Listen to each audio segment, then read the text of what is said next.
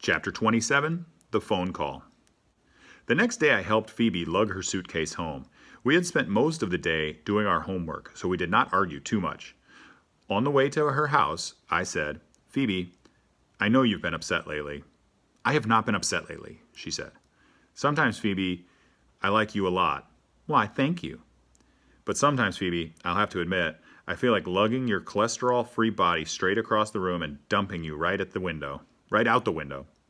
She did not have a chance to respond because we were at her house, and she was more interested in besieging her father with questions. "Any news? Did Mom come back? Did she call?" "Sort of," he said. "Sort of? Sort of which? Is she here?" She phoned Mrs. Cadaver."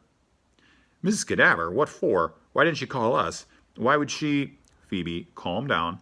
I don't know why she phoned Mrs. Cadaver. I haven't been able to speak to Mrs. Cadaver myself yet. She isn't home. She left a note here." He showed it to Phoebe. The note said, "Norma called to say she is okay."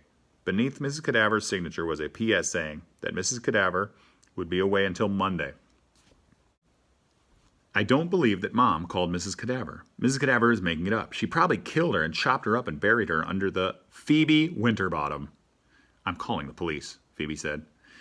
They had a huge argument, but at last Phoebe fizzled out. Her father said he had been calling everyone he could think of to see if her mother had indicated where she might be going.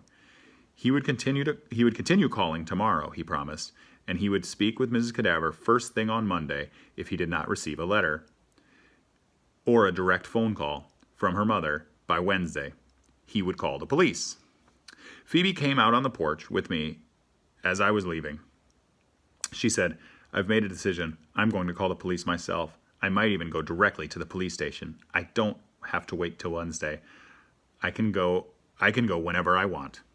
That night she phoned me. She was whispering again. She said, "It seems ever so quiet here. I don't know what's the matter with me. I was lying on my bed and I can't sleep. My bed's too hard."